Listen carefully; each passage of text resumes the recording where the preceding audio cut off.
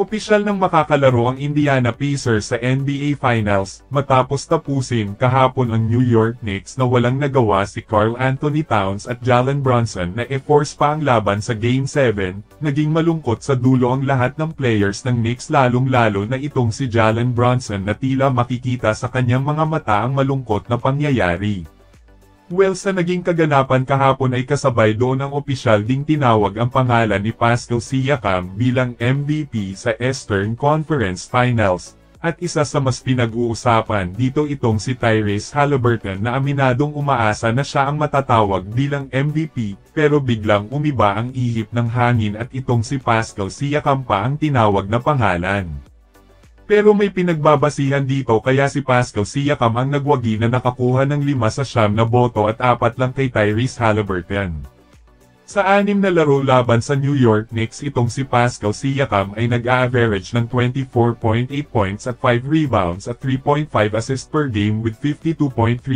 from the field, habang si Tyrese Haliburton naman nag-a-average ito ng 21 points at 6 rebounds at 10.6 assists per game with 45.5%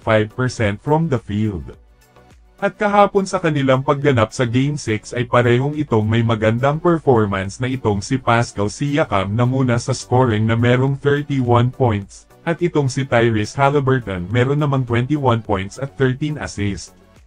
Well, madaming natuwa sa naging resulta sa MVP award at marami din ang nadismaya sa hindi pagtawag sa pangalan ni Tyrese Haliburton, kaya naging viral tuloy ang ganitong larawan na mumingiti na tila balisa itong si Haliburton. Madaming kumalat na litrato na nakaugnay nga dito kay Tyrese Haliburton na parang mumingiting malungkot ito sa naging resulta.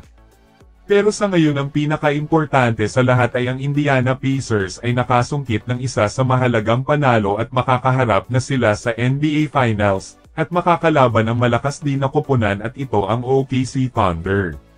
Sa tingin niyo sino ang mananalo sa dalawang koponan na ito, at sino kaya sa dalawang batang superstar na ito na sina Tyrese Haliburton at Shai Gilgeous-Alexander ang makatanggap ng kauna-unang kampyonato sa kanilang karera sa basketball sa NBA? Sa pagtatapos ng season ng New York Knicks kahapon merong malungkot na sinabi itong si Jalen Brunson at halata sa kanya ang masakit na pangyayari. Well, kahit sino naman talagang player kapag ganitong sitwasyon na matatalo sa napaka-importanteng laban ay talaga namang dinadamdam ito, lalong-lalo na nakumpiyansa ka sa iyong sarili na ipanalo ang laban pero sa kasamaang palad ay nabaliktad sa inaakala mo na panalo.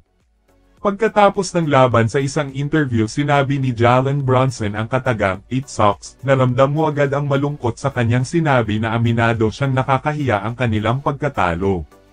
Pero merong sinabi itong si Jalen Brunson na magpapalakas ng loob sa mga fans ng New York Knicks. Sinabi ni Jalen Brunson na magtatrabaho daw ng maigi at pagbubutihin lalo at gagawa ng paraan kung paano mabago ang ganitong resulta sa pagkatalo.